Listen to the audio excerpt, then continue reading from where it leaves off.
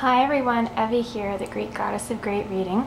Today I will be reviewing Gone with the Wind by Margaret Mitchell. A beloved tale since its original publication in 1936, Gone with the Wind is one of the most recognizable titles in American literature. Set in Georgia during the American Civil War, it tells the story of Scarlett O'Hara, the spoiled daughter of a plantation owner who must overcome the poverty in which she finds herself. Although controversial in its depiction of the Civil War era, it is both a historical novel and a timeless coming-of-age story.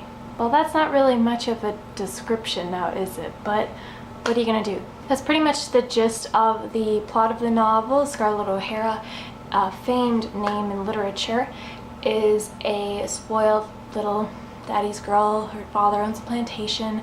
She has slaves and gets whatever she wants. They're really rich. But then the Civil War happens and Scarlett is thrust into poverty after it happens, and then she finds herself in desperate situations to try to raise enough money for herself and to support her family. So it's kind of like a reverse rags to riches story, riches to rags. And it just kind of tells that story as well as the love story that happens between her and the famed Rhett butler. So it's actually the anniversary, the 1-year anniversary of since I started on YouTube. I believe I've read 34 books this year. That's not a lot of books in comparison to some other book bloggers out there, but it's a lot for me, especially considering I was working 2 jobs and then in school full-time, so yay me. And I managed to get through this tome in, I don't remember when my last review was, but it had to have been only 2 weeks ago. And look at this! There was over 1,200 pages here. So that's like 4 books in one. I pretty much read 4 books in one book. Though the novel Gone with the Wind is quite a large novel and seems like very hard to get through, it's really enjoyable. The writing, even though it was published in 1936, the writing isn't too hard to understand, so it was really easy for me to follow along and to become immersed in the world that Scarlett O'Hara is in. Scarlett O'Hara, as I said, is a famed name in literature, and while she may be, I think that's more to the credit of Margaret Mitchell than the credit of Scarlett O'Hara. She is a good character because she comes up in the world and does whatever she can to support her family and make sure that she never goes hungry again. Her mantra is that she will never be poor again and never be hungry again after the events of the American Civil War occur to her. But while doing that, she kind of becomes even more jaded. Like, originally, she wasn't such a jaded creature when she was just growing up on the plantation. She was 16. She was a little tart, in my opinion. She was flirting with all the boys, yet she said she was in love with one guy, but she wanted all the attention of all the other guys. So, to me, that logic is a little messed up, and for that reason, sometimes I didn't like Scarlett O'Hara very much. Even though she doesn't love a man, she marries a man that she doesn't love after the Civil War has ended in order to have money again to support her family back home at the plantation, which was even though she went about it the wrong way and was kind of mean the way she did do it, it was still, like, at her heart, the end was more important to her than the means of how she got to that end. So she may have sort of done it a little like tricked people into this situation, but that wasn't as important to her as the end goal, which you can look at it as her being a great character in that sense that she has these honorable notions, but the way in which she gets to those notions aren't so honorable. Now, the romance between Scarlett O'Hara and, well, the little love triangle here. So even in this book, there's a love triangle. There's Scarlett O'Hara, Ashley Wilkes, and Rhett Butler. So Ashley Wilkes is the beau from back home who she never really had. She thought he loved her, and he ends up marrying someone else. But she always, throughout the book, says she loves him, she loves him, she loves him, even though she doesn't know him. Honestly, I think the only reason she liked him, because it was 16 when she first mentioned this in the book, I think the only reason she did like him was because she never really had him, and he was good looking, according to her. If you see the movie, I don't think this guy is very good looking.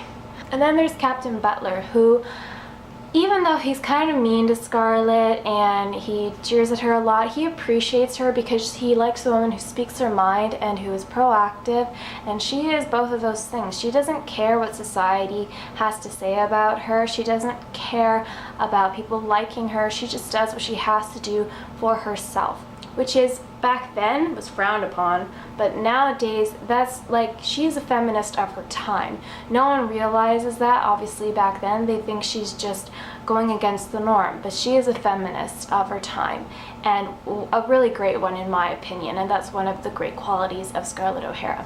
But Rhett Butler isn't always nice to her, but he appreciates her and values her, and there are times in the book where you think he's being quite an asshole, but there are other times where he saves Scarlett, and he saves her from many dangers, and even though she's married to other people, he still kind of respects that throughout the book.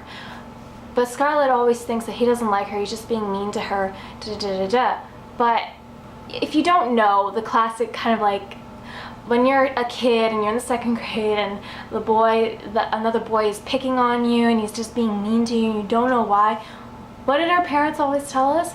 Oh, he just likes you. Captain Butler just likes you, Scarlett. I guess back then, everyone who liked her was like fawning all over her, and Scarlett was used to that, so she just assumed that he didn't love her at all because he wasn't doing that to her. But I think that was the difference between those boys and Rhett Butler. They were just infatuated by her, but he actually loved her and appreciated her, and it takes Scarlett a really long time to realize that, and unfortunately it's not the best ending to the love story. It's hopeful at the end, but it's not the ending that you would necessarily want. Also, the depiction of the American Civil War in this book is very interesting because the Ku Klux Klan actually began during the American Civil War, or after the aftermath, because the black people who were previously servants and slaves were freed after the American Civil War happened. And but the thing was, some of them who were free decided to do whatever the heck they wanted. So a lot of the sort of more nastier ones were raping Southern women and burning their houses. So the men of the South actually started the Ku Klux Klan. This is how it's depicted in Gone with the Wind. They actually started the Ku Klux Klan in order to protect their women and protect their land by scaring these black people and sometimes shooting them. And it may not have been the best way to go about doing it, but the thing was, the law wasn't protecting the Southern people from the black people who were attacking them. So they kind of had to look out for themselves, and it wasn't the best way to do it, but they really had no other choice. That's why this book is kind of controversial, because this book was on my banned books list. All the books that have been banned, I put them all on my to be read list, and this was one of them, and now I understand why. But you got to think of both sides of the story. The Ku Klux Klan probably did start off honorably with good intentions, but it has turned into something obviously not so honorable today, and that's why every time we hear that word, we think we are so fearful of it, and we think of it with such hatred. But I kind of like how we see both sides of the story and how we see how it began from the Southern people's point of view.